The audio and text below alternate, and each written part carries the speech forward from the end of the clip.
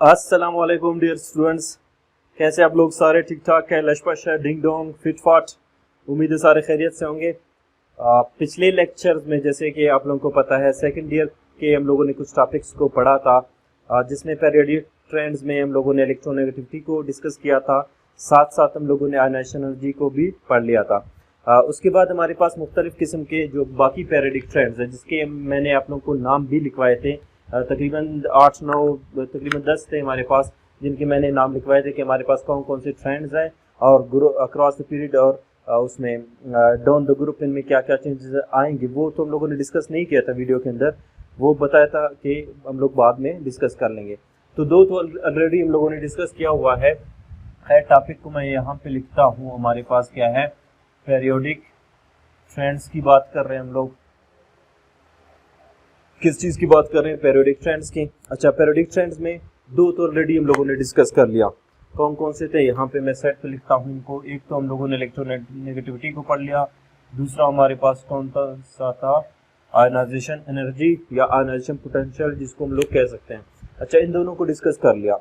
उसके बाद हम लोग आ जाते हैं बाकी ट्रेंड्स की तरफ। ठीक है, बाकी ट्रेंड्स की तरफ आने से पहले मैं आप लोगों को एक चीज़ बताना चाहता हूँ कि हम लोग याद रखो, जब पीरियड की बात करेंगे ग्रुप के अंदर मोस्टली हम लोग किन चीज़ों को पढ़ेंगे? 3 टाइप की प्रॉपर्टीज़ को हम लोग डिस्कस करते हैं। वो 3 टाइप की प्रॉपर्टीज़ हमारे पास क्या है, मैं नाम देता हूँ इस चीज़ को प्रॉपर्टीज़ का। ठीक है, कौन कौन सी प्रॉपर्टीज़ है? एक को हम लोग नाम देते हैं एटॉमिक प्रॉपर्टीज़ का, एटॉमिक प्रॉपर्टीज़ का। दूसरे को हम लोग नाम देते हैं किसकी चीज़ का, फिजिकल प्रॉपर्टीज़ का। एंड थर्ड को नाम देते हैं हम लोग केमिकल प्रॉपर्टीज का। क्लियर? इन्हीं तीनों को अभी हम लोगों ने क्या करना है, वन बाय वन डिस्कस करना है। एटॉमिक प्रॉपर्टीज में हमारे पास कौन कौन सी चीजें आएंगी, फिजिकल प्रॉपर्टीज में कौन कौन सी चीजें आएंगी, और साथ साथ जो केमिकल प्रॉपर्टीज है या केमिकल रिएक्शंस है उसमें हम लोग किन किन चीजों के बारे में पढ़ेंगे। तो फर्स्ट ऑफ ऑल हमारे पास कौन सा आ रहा है, एटॉमिक प्रॉपर्टीज है। ठीक है, एटॉमिक प्रॉपर्टीज की बात कर ले तो लाजमी नाम से जाहिर है इनमें वो प्रॉपर्टीज होंगे जिनमें हम लोग किस चीज के बारे में पढ़ेंगे, एटम के बारे में। यानी कि एटम के कोई भी एटम है ग्रुप के अंदर या पीरियड के अंदर, जो भी एटम है हमारे पास एलिमेंट है, उसमें क्या क्या क्या है चेंजेस आ जाती है, क्या क्या उसमें प्रॉपर्टीज है, वो सारे क्या कहलेंगे, एटॉमिक प्रॉपर्टीज। से फॉर एग्जांपल हमारे पास क्या है, यहाँ पे मैं एडिंग लिख लेता हूँ क्या, एटॉमिक प्रॉपर्टीज का। या हो गया आपके पास एटॉमिक प्रॉपर्टीज। इसमें हमारे पास कौन कौन सी चीजें आती हैं, पहले इनको मैं कुछ को लिखता हूँ। समझो एक आपके पास क्या था जो हम लोगों ने ऑलरेडी पढ़ लिया है, एक आपके पास क्या इलेक्ट्रोनेगेटिविटी था। ठीक है, एक आपके पास क्या आयनाइजेशन पोटेंशियल है। ठीक है, थर्ड हम लोग नाम देते हैं किस चीज का, एटॉमिक रेडियस का। ठीक है, चौथे को हम लोग नाम देते हैं इलेक्ट्रॉन एफिनिटी का। ठीक है, इलेक्ट्रॉन एफिनिटी हो गया। साथ साथ एक और चीज अगर एटॉमिक रेडियस के साथ, यहाँ पे मैं लिखता हूँ एटॉमिक रेडियस के साथ क्या है, आयोनिक रेडियस भी आ सकता है आपके पास से। तो ये सारे, और साथ साथ इसमें इलेक्ट्रॉनिक कन्फिगरेशन भी हम लोग लिख सकते हैं।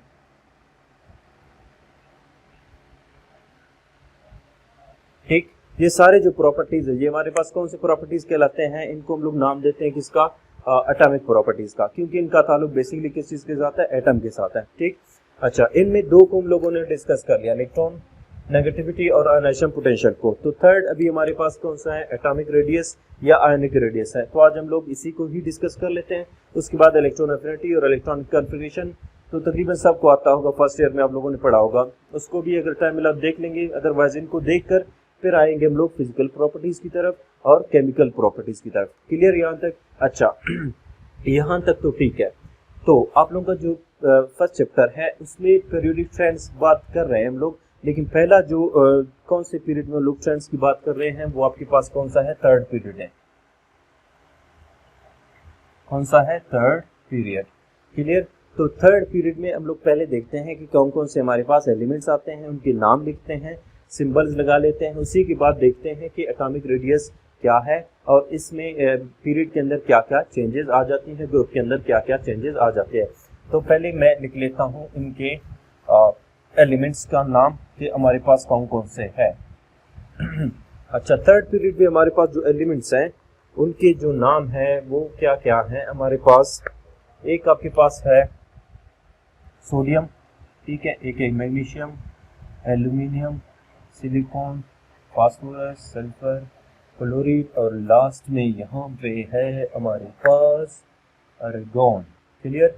ये आपके पास क्या है, थर्ड पीरियड का हिस्सा है। थर्ड पीरियड इनको क्यों कहते हैं, क्योंकि जितने भी हमारे पास जो एलिमेंट्स नजर आ रहे हैं आपको, इन सब की जो अगर इलेक्ट्रॉनिक कन्फर्मेशन की बात कर ले, इनकी इलेक्ट्रॉनिक कन्फर्मेशन कौन सी शेल में कंप्लीट होती है, थर्ड शेल में। ठीक है, थर्ड शेल ही की वजह से ये किस पीरियड में आ रहे हैं, थर्ड पीरियड में। ठीक है, याद रखो पीरियड का ताल्लुक किस चीज के साथ है, शेल के साथ। फर्स्ट शेल का मतलब क्या है, फर्स्ट पीरियड। अगर सातवां शेल आ रहा है इसका मतलब पीरियड कौन सा होगा, सातवां। तो यहाँ पे हमारे पास कौन सा है, पीरियड है, थर्ड पीरियड है। इसका मतलब इसमें शेल्स की तादाद कितनी होगी, 3 होगी। क्लियर? अगर इसकी हम लोग इलेक्ट्रॉनिक कन्फर्मेशन एटॉमिक नंबर की बात कर लीजिए, कितनी है, 11, ये 12 है, 13, ठीक, 14, 15, 16, ये हो गया 17 और आर्गन हो गया 18। क्लियर?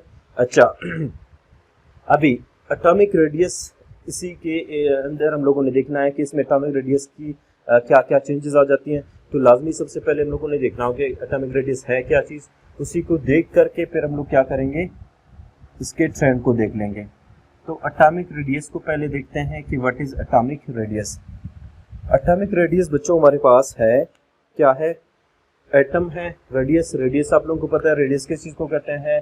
एक फॉर एग्जांपल सर्कल है आपके पास, यहाँ पे सेंटर है, सेंटर पॉइंट से जो आपके पास क्या है, इसका आउटर सरफेस है, यहाँ तक का जो फासला है इसको हम लोग क्या नाम देते हैं, रेडियस का। सबको पता है अगर आपके पास ये रेडियस आगे बढ़कर दूसरे किनारे तक पहुंच जाए तब इस कंप्लीट को हम लोग क्या कहते हैं, डायमीटर कहते हैं।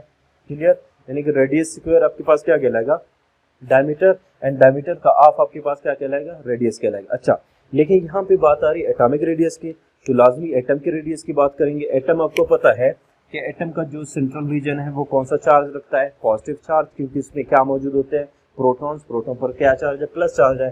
सपोज यहाँ पे क्या है, शेल है, और यहाँ पे क्या कर रहा है, एक इलेक्ट्रॉन यहाँ पे चक्कर लगा रहा है, ठीक है, घूम रहा है। अभी वैसे तो हम लोग, आप लोगों के जहन में यही होगा कि न्यूक्लियस से यहाँ तक का फासला, यानी कि आउटर मोस्ट जो इलेक्ट्रॉन है, आउटर मोस्ट जो शेल है आपके पास, उससे न्यूक्लियस का जो फासला है, इनके बीच में जो गैप है, डिस्टेंस है, उसी को हम लोग क्या कहेंगे, एटॉमिक रेडियस। लेकिन यहाँ पे याद रख लो कि हमें पता है जो इलेक्ट्रॉन्स है, इलेक्ट्रॉन्स वैसे तो पुराने अगर मॉडल्स की बात कर ले, रदरफोर्ड मॉडल या नील बोर मॉडल, वो तो क्या कहते थे कि इलेक्ट्रॉन्स क्या है, एक स्पेसिफिक क्या है, ऑर्बिट में क्या कर रहे हैं, मूव कर रहे हैं, इनके खास डिस्टेंस होते हैं, खास क्या होते हैं, एनर्जी होती हैं, जिनमें जो एनर्जी गैप है, ठीक। लेकिन अगर हम लोग मॉडर्न थ्योरीज के हिसाब से बात कर ले, क्वांटम लेवल पे बात कर ले, तो हमें पता है जो इलेक्ट्रॉन है वो क्या है, कौन सा मोशन शो करता है, ये इस तरह की वेव मोशन शो करता है, ठीक।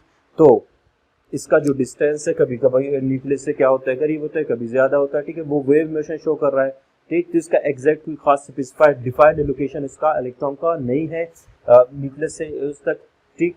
तो हम लोग इसकी खास डिस्टेंस को, रेडियस को मालूम नहीं कर सकते। तो उसके लिए हम लोग, याद रखो बच्चों, क्या करते हैं हम लोग, एटॉमिक रेडियस को याद रखो, हम लोग फ्री स्टेट में कभी भी मालूम नहीं करते हैं, ठीक है। फ्री स्टेट में तो इलेक्ट्रॉन क्या कर रहा है, ठीक है, किसी भी डायरेक्शन में वो मूव कर रहा है, वेव मोशन शो कर रहा है, तो हम लोग इसकी डिफाइंड लोकेशन को मालूम नहीं कर सकते ताकि डिस्टेंस मालूम कर लें, ठीक है। तो फ्री स्टेट में हम लोग इसको मालूम नहीं कर सकते। मोस्टली हम लोग क्या करते हैं, इसको किस हालत में मालूम करते हैं, बॉन्डेड स्टेट में, ठीक है। बॉन्डेड स्टेट में ही हम लोग इसको मालूम करते हैं। किस तरह बॉन्डेड स्टेट, सपोज आपके पास क्या है, एक एटम है, ये हो गया न्यूक्लियस, ठीक है, ये उसका आखिरी शेल, ठीक है। इलेक्ट्रॉन्स यहाँ पे क्या कर रहे हैं, सपोज मूव कर रहे हैं, मैं इनको फिलहाल शो नहीं किया है। अभी सपोज देखिए आपके पास हाइड्रोजन का एटम है, इसके करीब दूसरा हाइड्रोजन एटम आ गया, दोनों मिलकर क्या बनाते हैं, हमें पता है कोवेलेंट बॉन्ड बनाते हैं। कोवेलेंट बॉन्ड में हमेशा क्या होती है, इलेक्ट्रॉन्स की शेयरिंग।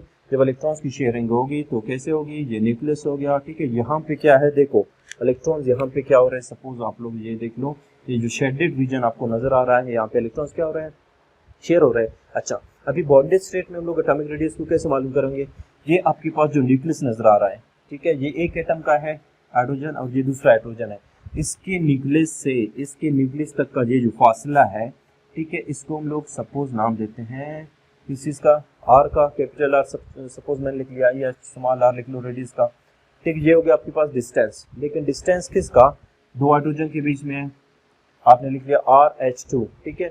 ये डिस्टेंस आपके पास क्या है, 2 हाइड्रोजन का है। अगर आपने एक हाइड्रोजन के एटॉमिक रेडियस मालूम करनी है तो आपने क्या करना है, यहाँ पे लिख सकते हो आप एटॉमिक, आपने लिख लिया radius is equal to RH2 divide by क्या, यहाँ पे आपने लिखना है 2 से क्या करोगे आप, एग्जैक्ट जो आपके पास बॉन्डेड आपके पास रेडियस आ गया है, बॉन्डेड रेडियस को आप डिवाइड करो किस चीज से, 2 से, तो आपके पास क्या आएगा, एटॉमिक रेडियस। क्लियर। तो एक एटम का आपको एटॉमिक रेडियस क्या होगा पता चल जाएगा। एटॉमिक रेडियस है जिसको हम लोग दूसरे अल्फाज में क्या कह सकते हैं, यहाँ पे जो इन दोनों के बीच में यहाँ पे जो रेडियस बन रहा है इसको हम लोग बॉन्ड लेंथ भी कह सकते हैं, क्योंकि ये क्या है, बॉन्ड बनने के बाद दो न्यूक्लियस के बीच में जो फासला है कितना लेंथ है उसी को हम लोग क्या कहते हैं, बॉन्ड लेंथ। तो बॉन्ड लेंथ आपके पास है, इसको डिवाइड कर लो किस चीज से, 2 से, तो आपके पास क्या आएगा, एटॉमिक रेडियस। लेकिन यहाँ पे एक चीज मैं बताना चाहूंगा आप लोगों को, जरूरी नहीं है कि आपके पास हमेशा एटम्स क्या कोवेलेंटली बॉन्डेड हो, जरूरी नहीं कि दो एटम्स आपके पास हमेशा क्या हो, सेम हो, वो डिफरेंट भी हो सकते हैं। उनके बीच में मेटेलिक बॉन्ड हो सकता है, उनके बीच में वंडरवाल बॉन्ड हो सकता है, ठीक है, उनके बीच में आयनिक बॉन्ड हो सकता है। तो बाकियों को हम लोग क्या कर लेंगे, एक अलग सा लेक्चर एटॉमिक रेडियस के हवाले से बनाएंगे जिसमें कम्प्लीटली हम लोग इन सारों को एक्सप्लेन करेंगे। लेकिन फिलहाल जस्ट आप लोगों ने ये समझना है कि एटॉमिक रेडियस हमारे पास अगर आम उसमें बात कर ले तो हमारे पास क्या है, ये क्लियर हो गया। उसके बाद हम लोग आ जाते हैं किसकी तरफ, इसी ट्रेंड की तरफ, ठीक है, पीरियड के अंदर। वैसे अगर एटॉमिक रेडियस हमें पता है, अच्छा ये तो हो गया एटॉमिक रेडियस के अभी फैक्टर्स क्या है कि किन चीज़ों पर एटॉमिक रेडियस डिपेंड करता है, पहले वो लिखते हैं, फिर पीरियड की तरफ आ जाते हैं। हमारे पास जो फैक्टर्स हैं किस चीज़ के, एटॉमिक रेडियस की, यानी कि एटॉमिक रेडियस कौन कौन से फैक्टर्स पर डिपेंड करता है, किस वजह से एटॉमिक रेडियस डिक्रीज हो जाता है, ठीक है, और किस वजह से वो क्या हो जाता है, माइटिगेट हो जाता है, बढ़ जाता है, इंक्रीज हो जाता है।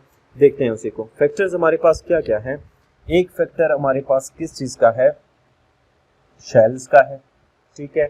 दूसरा फैक्टर हमारे पास शेल्स के साथ साथ क्या है, न्यूक्लियर चार्ज का है, ठीक है, न्यूक्लियर चार्ज शेल्स का, शेल्स बढ़ेंगे उसी हिसाब से न्यूक्लियर चार्ज जब बढ़ेगा तब भी क्या फैक्टर्स होंगे। और एक और हम लोग बात कर लेते हैं किस चीज़ का, शील्डिंग इफेक्ट का।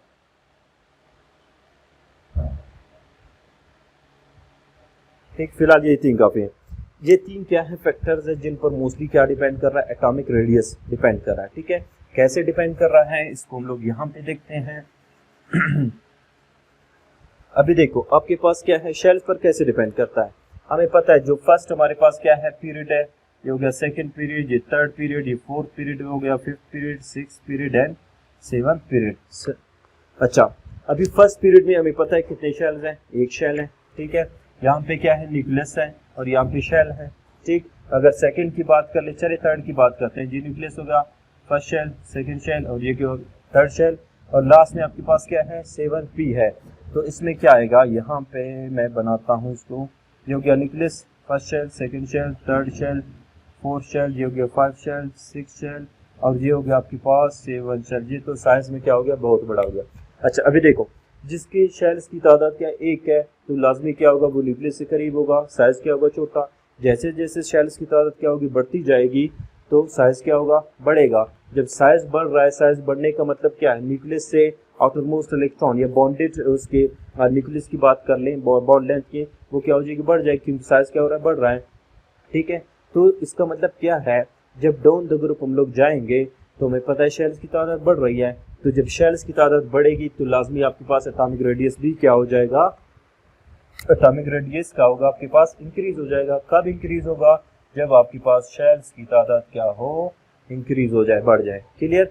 दूसरी बात, शेल्स के साथ साथ अगर हम लोग बात करें किस चीज़ की, शील्डिंग इफेक्ट की, इसको मैं पहले छोड़ रहा हूँ क्योंकि इसका ताल्लुक किस चीज़ के साथ है, पीरियड के साथ है, वो देख लेते हैं। शील्डिंग इफेक्ट कैसे होगा, शील्डिंग इफेक्ट पिछले लेक्चर में शायद मैंने आप लोगों को बताया था। शील्डिंग इफेक्ट आपके पास क्या है, सपोज आपके पास क्या है, न्यूक्लियस है, ये आपके पास क्या है, यहाँ पे एक इलेक्ट्रॉन घूम रहा है, न्यूक्लियस का काम क्या है, इलेक्ट्रॉन को खींचना, दोनों के बीच में क्या फोर्स ऑफ अट्रैक्शन पैदा होता है। क्लियर। अभी अगर ये दोनों क्या है, एक डायरेक्टली एक दूसरे को अट्रैक्ट कर सकते हैं, लेकिन अगर इनके बीच में एक ऐसा शेल आ जाए जिसमें मजीद क्या है, फॉर एग्जाम्पल 2 इलेक्ट्रॉन्स है, जितने भी इलेक्ट्रॉन्स हैं, अभी शेल्स की तादाद जैसे जैसे बढ़ेगी तो आउटर मोस्ट जो आपके पास इलेक्ट्रॉन है उसका और न्यूक्लियस के बीच में जो अट्रैक्शन है वो क्या हो जाएगा, कम होता जाएगा। क्यों कम हो जाएगा, क्योंकि बीच में जो आपके पास कोर इलेक्ट्रॉन्स है, ठीक है, वो क्या कर रहे हैं, उनकी अट्रैक्शन को शील्ड कर रहे हैं, उसको स्क्रीनिंग इफेक्ट पैदा कर रहे हैं। तो उसी वजह से आउटर मोस्ट इलेक्ट्रॉन पर जो अट्रैक्शन है न्यूक्लियस का वो क्या हो जाता है, कम हो जाता है। कब ज्यादा कम होगा? जब आपके पास शेल्स की तादाद क्या होगी? ज्यादा होगी। जितनी ज्यादा शेल्स होंगे उतनी ही स्क्रीनिंग इफेक्ट या आपके पास शील्डिंग इफेक्ट क्या होगा? ज्यादा होगी। यानी कि ये शेल्स क्या करेंगे? इसको शील्ड करेंगे। जैसे शील्ड है तलवार वगैरह जो इस्तेमाल करते थे पुराने ज़माने में, इसको तलवार के वार से बचाने के लिए इस्तेमाल करते थे, ठीक है। तो वो अभी ये इलेक्ट्रॉन्स क्या कर रहे हैं, जो कोर इलेक्ट्रॉन्स है, शेल्स है, वो शील्ड करते हैं किस चीज़ को? आउटरमोस्ट इलेक्ट्रॉन को न्यूक्लियस के अट्रैक्शन से। क्लियर? तो down the group shielding effect हमारे पास क्या होगा? बढ़ेगा। जितना शील्डिंग इफेक्ट बढ़ेगा तो जो आपके पास आउटरमोस्ट इलेक्ट्रॉन है इस पर क्या होगा? न्यूक्लियस का असर कम होगा, न्यूक्लियस उसको ज्यादा अट्रैक्ट नहीं कर पाएगा। अगर नहीं अट्रैक्ट कर पाएगा तो इसी वजह से इसका साइज क्या हो जाएगा? एक्सपेंड हो जाएगा, फैल जाएगा। इसका मतलब क्या है? जैसे जैसे शील्डिंग इफेक्ट आपके पास क्या होगा? बढ़ जाएगा, इंक्रीज होगा, वैसे वैसे आपके पास जो एटॉमिक रेडियस है वो भी क्या हो जाएगा? बढ़ जाएगा। क्लियर हो गया? शील्डिंग इफेक्ट बढ़ेगा तो फोर्स ऑफ अट्रैक्शन कम होगा, फोर्स ऑफ अट्रैक्शन कम हो गया तो इलेक्ट्रॉन अपनी मर्जी कर लेगा, वो एक्सपेंड हो जाएगा। लेकिन फोर्स ऑफ अट्रैक्शन अगर क्या हो जाए? बढ़ जाए। कब बढ़ेगा? जब शील्डिंग इफेक्ट कम होगा। जैसे यहाँ पे कम है तो न्यूक्लियस इलेक्ट्रॉन को खींचेगा तो वो न्यूक्लियस के मजीद करीब होगा, आएगा, तो साइज क्या होगा? छोटा। क्लियर? अच्छा, उसके बाद थर्ड हमारे पास क्या है? न्यूक्लियर चार्ज, जो मैंने अभी बता दिया था आप लोगों को। अच्छा, न्यूक्लियर चार्ज पे कैसे डिपेंड करता है? न्यूक्लियर चार्ज की अगर बात कर ले, हमें पता है, अगर इसी में देख ले हम लोग, ये आपके पास क्या है? Sodium, magnesium, aluminium, silicon, phosphorus, sulphur, chlorine है, आर्गन, ठीक है। अगर यहाँ पे देख ले आपके पास कितने प्रोटॉन है? 11 प्रोटॉन है, ठीक है। तो 11 पॉजिटिव चार्ज है, यहाँ पे 12 पॉजिटिव चार्ज है, यहाँ पे कितने हैं? 13, और लास्ट में इस तरह आपके पास क्या? 17 पॉजिटिव चार्ज है। इसको खैर मैं अंडरलाइन कर लेता हूँ, ये अलग सर्कल कर लेता हूँ। अच्छा, ये आपके पास क्या? 17 पॉजिटिव चार्ज, यहाँ पे 11 पॉजिटिव चार्ज। हमें पता है जहाँ पे एटॉमिक नंबर जितनी होती है, जितने प्रोटॉन्स होते हैं उतनी इलेक्ट्रॉन्स होते हैं, ठीक है। तो यहाँ पे अगर 11 प्रोटॉन है तो साथ में क्या है? 11 इलेक्ट्रॉन भी है, और इस तरह यहाँ पे 12 इलेक्ट्रॉन है, ठीक है। यहाँ पे 17 प्रोटॉन के साथ 17 क्या है? इलेक्ट्रॉन भी है। अभी आप मुझे बताएं कहाँ पे अट्रैक्शन ज्यादा होगा? यहाँ पे 11 पॉजिटिव और 11 नेगेटिव के बीच में अट्रैक्शन ज्यादा होगा, या 17 पॉजिटिव और 17 नेगेटिव के बीच में? अल्टीमेटली लाजमी क्या होगा? ऑटोमेटिकली कहाँ पे होगा? इसमें होगा, क्योंकि प्रोडक्ट ऑफ चार्जेस आपके पास जितना ज्यादा होगा। आप सिंपल सा एग्जांपल ले लो, आपके पास एक मैग्नेट है, ये ठीक है, मैग्नेट है, और ये क्या है? आपके पास मैग्नेट भी है। दोनों क्या कर रहे हैं? एक दूसरे को अट्रैक्ट कर रहे हैं, ठीक है। और दूसरा आपके पास क्या है? एक ये मैग्नेट है और एक ये मैग्नेट है, ठीक है। ये भी अट्रैक्ट कर रहे हैं, ये भी क्या कर रहे हैं? अट्रैक्ट कर रहे हैं। दोनों में अट्रैक्शन कहाँ पे होगा? ज्यादा, जिनका साइज क्या होगा? बड़ा होगा, क्योंकि यहाँ पे इनमें चार्जेस की जो पोटेंशियल है वो ज्यादा है, तो वो एक दूसरे को ज्यादा पावर से अट्रैक्ट करेंगे एज कम्पेयर टू किसके? इसके। तो यहाँ पे भी जहाँ पे चार्ज ज्यादा है, न्यूक्लियस का जो चार्ज जहाँ पे ज्यादा होगा वहाँ पे अट्रैक्शन क्या होगा? ज्यादा। जब अट्रैक्शन ज्यादा होगा, अट्रैक्शन हमेशा याद रखो साइज को क्या करेगा? कम करेगा, क्योंकि आउटरमोस्ट जो इलेक्ट्रॉन्स है वो न्यूक्लियस के करीब आ जाएंगे। क्लियर? और जहाँ पे चार्ज कम है तो साइज वहाँ पे क्या होगा? एक्सपेंड होगा, क्योंकि न्यूक्लियस इलेक्ट्रॉन को उसी तरीके से अट्रैक्ट नहीं कर पाता, तो इसी साइज क्या हो जाता है? एक्सपेंड हो जाता है। तो यहाँ पे जो साइज है एटॉमिक रेडियस है वो क्या होता है? बड़ा होता है। जो इस तरफ हम लोग जाते जाएंगे, लास्ट में आपके पास साइज क्या होगा? बहुत ही कम हो जाएगा, घट जाएगा। क्लियर? तो एटॉमिक रेडियस पीरियड में जब हम लोग जाएंगे क्या होगा? कम होगा। और डाउन द ग्रुप क्या हो रहा है? बढ़ रहा है। रीजन क्या है? यहाँ पे किस वजह से बढ़ रहा है? दो फैक्टर, शेल्स है, और दूसरा क्या है? शील्डिंग इफेक्ट है। क्लियर? और उस तरफ क्या हो रही है? कम क्यों हो रही है? उसकी वजह क्या है? आपके पास न्यूक्लियर चार्ज बढ़ रही है, ठीक। और बाकी चीज़ों की अगर बाद में बात कर ले, इलेक्ट्रोनेगेटिविटी जो हम लोगों ने पढ़ लिया था वो भी क्या हो रही है? बढ़ रही है। इलेक्ट्रोनेगेटिविटी बढ़ेगी तो इलेक्ट्रॉन्स खींचने का पावर ज़्यादा होगा, न्यूक्लियर चार्ज भी ज़्यादा है, तो उसी वजह साइज क्या होगा? उस तरह वो कम हो जाएगा। क्लियर? अच्छा, और साथ साथ तो ये चीज़ें हमारे पास क्या होगी? पीरियड के अंदर क्या है? एटॉमिक रेडियस इसी वजह से क्या होता है? कम होता है, क्योंकि न्यूक्लियर चार्ज भी बढ़ रहा है, इलेक्ट्रोनेगेटिविटी भी क्या हो रही है? बढ़ रही है। लेकिन अगर हम लोग डाउन द ग्रुप जाएंगे तो हमारे पास शील्डिंग इफेक्ट, शेल्स वगैरह की वजह से और इलेक्ट्रोनेगेटिविटी के कम होने की वजह से साइज क्या हो जाता है? इंक्रीज हो जाता है। क्लियर है यहाँ तक? तो यहाँ तक आज के लिए मेरे ख्याल से काफ़ी है एटॉमिक रेडियस के हवाले से। ये हमारे पास क्या है? थर्ड पीरियड हो गया। इसमें यही हमारे पास क्या चेंजेस है। तो बाकी जो प्रॉपर्टीज हम लोग पढ़ेंगे एटॉमिक रेडियस के बाद, अच्छा इसके साथ आयोनिक रेडियस भी डिस्कस कर लेते हैं। बाकी जो प्रॉपर्टीज बाद में आएंगे वो भी क्या है, किस हिसाब से हम लोग डिस्कस करेंगे? थर्ड पीरियड के हवाले से जितने भी हमारे पास atomic, physical and chemical properties होंगी वो पढ़ लेंगे। उसके बाद हम लोग जाएंगे किसी और पीरियड की तरफ। तो यहाँ तक हो गया एटॉमिक रेडियस। अभी एक और थोड़ा सा इसमें ऐड कर लेते हैं, किसके हवाले से? आयोनिक रेडियस के हवाले से, ताकि वो भी अच्छी तरीके से आप लोग को क्लियर हो जाए। अच्छा, आयोनिक रेडियस में और उसमें क्या फ़र्क है एटॉमिक रेडियस में। एटॉमिक रेडियस हो गया, अभी हमारे पास क्या है आयोनिक रेडियस, ठीक है। आयोनिक रेडियस अभी क्या है, एटॉमिक रेडियस तो क्लियर हो गया। अभी सपोज आपके पास क्या है, एक एटम है, से फॉर एग्जांपल हम लोग ले लेते हैं सोडियम को, ठीक है। सोडियम का एटॉमिक नंबर क्या है, 11 है, या इसकी बजाय हम लोग कोई छोटा वाला ले लेते हैं, लिथियम को लेते हैं, ठीक है। एटॉमिक नंबर क्या है, 3 है, ठीक है। न्यूक्लियस बना लो, ठीक है। यहाँ पे कितने प्रोटॉन्स है, 3 है, 4 न्यूट्रॉन्स है, इनको लिखना है लिख लो, नहीं लिखना है छोड़ दो। ये पहला शेल एटॉमिक नंबर 3 है, 3 प्रोटॉन, इसका मतलब 3 इलेक्ट्रॉन्स होंगे। यहाँ पे कितने इलेक्ट्रॉन, 2, यहाँ पे कितने हैं, 1 इलेक्ट्रॉन। क्लियर। चलिए इसको मैं ब्लैक में बनाता हूँ ताकि आप लोगों को सीधे, ये हो गया 1 इलेक्ट्रॉन, 2 और कितने, 1 हो गए, कितने, 3। अच्छा, अभी आयन, अभी देखो आयनिक रेडियस लाजमी बात करेंगे किस चीज़ की, आयनिक का मतलब क्या है, आयंस की, ठीक है। आयंस सब लोगों को पता है कि आयंस क्या होते हैं, एक एटम से जब इलेक्ट्रॉन लूज होते हैं या एक एटम इलेक्ट्रॉन जब क्या करता है, गेन करता है, तब इस पर इलेक्ट्रॉन को जो रेशो है प्रोटॉन के रेशो से क्या होता है, बढ़ जाता है। तो उसी वजह से पर क्या हो जाता है, या कम हो जाता है, तो इस पर पॉजिटिव या नेगेटिव चार्ज आ जाता है। तो उसी कंडीशन में इसको हम लोग क्या कहते हैं, आयंस कहते हैं। और उसी आयन का जो रेडियस है that is called as ionic radius. Clear. अभी देखो सपोज आपके पास क्या है, लिथियम है। अगर लिथियम की बात कर ले, कौन से ग्रुप में ताल्लुक रखता है, फर्स्ट में lithium, sodium, potassium, rubidium, caesium, francium, ठीक है, ये है। और अगर एक और फ्लोरीन क्लोरीन वालों की बात कर लेते हैं, यहाँ पे क्या है, फ्लोरीन है, ब्रोमीन है, आयोडीन है, और लास्ट में आपके पास क्या, एस्टाटीन है। ये असल में इसके बराबर में आता है। खैर, अच्छा, अभी ये आपके पास कौन सा है, आप लोगों को ये भी पता है, इन वाले इस ग्रुप को हम लोग क्या कहते हैं, अल्कली मेटल्स, यानी कि ये क्या है, मेटल्स है। और इनको हम लोग नाम देते हैं किस चीज़ का, हैलोजेंस का, ठीक है, साल्ट मेकर है। और ये हमें पता है ये कौन से हैं, नॉन मेटल्स हैं। और ये हमारे पास क्या है, मेटल्स है, ठीक। मेटल्स हमें पता है इलेक्ट्रॉन लूजर्स होते हैं, और ये इलेक्ट्रॉन क्या होते हैं, गेनर्स होते हैं। जो इलेक्ट्रॉन लूज करता है, सपोज ये लिथियम है, इलेक्ट्रॉन लूज करेगा तो इलेक्ट्रॉन इससे निकल जाएगा। जब इलेक्ट्रॉन निकल गया तो इसके न्यूक्लियस में तो खैर 3 पॉजिटिव चार्ज है, मैं लिख लेता हूँ, ठीक है। पहला शेल, इसमें कितने इलेक्ट्रॉन, 2। इलेक्ट्रॉन जब निकल गया तो क्या होगा, इलेक्ट्रॉन निकल गया, इलेक्ट्रॉन जिस रास्ते में जिस जगह पर मूव करा तो वो इमेजिनरी हम लोगों ने लाइन को शेल के साथ शो किया। जब इलेक्ट्रॉन नहीं है तो इमेजिनरी लाइन भी क्या हो गया, खत्म हो गया। तो अभी क्या होगा, इस पर एक इलेक्ट्रॉन की लूज होने की वजह से इस पर क्या आएगा, पॉजिटिव 1 चार्ज आएगा। अभी यहाँ पे आप लोग देख लो, अभी इसका साइज क्या होना चाहिए, छोटा होना चाहिए, बढ़ना चाहिए, क्या होगा, अभी देखो यहाँ से छोटा हो गया। क्यों छोटा हो गया, क्योंकि आपके पास क्या है, पहले इसमें क्या थे, 3 पॉजिटिव थे, 3 नेगेटिव थे, इनके बीच में फोर्स ऑफ अट्रैक्शन था। अभी क्या है, पॉजिटिव तो वही 3 है, लेकिन नेगेटिव वाले कितने हैं, 2 है। तो 3 पॉजिटिव 2 नेगेटिव को आराम से खींचेंगे। जब वो आराम से खींचेंगे तो वो इसका साइज क्या होगा, शेल की साइज क्या होगी, घट जाएगी, वो करीब आएगी न्यूक्लियस के, कि फोर्स ऑफ अट्रैक्शन क्या होगा, ज्यादा। इसका मतलब हमारे पास जो आयनिक रेडियस है वो क्या होता है, कोई भी आपके पास पेरेंट एटम है, यानी कि पहले वाला जो न्यूट्रल एटम था उससे अगर इलेक्ट्रॉन लूज हो जाएंगे, निकल जाएंगे, तो आपके पास क्या बनेंगे, सपोज कैटायंस बनेंगे, ठीक है। कैटायंस जब बनेंगे, कैटायंस का याद रखो जो रेडियस है वो अपने पेरेंट एटम से हमेशा क्या होता है, रेडियस इनका ज्यादा होता है, किस चीज से, पेरेंट एटम से। क्लियर।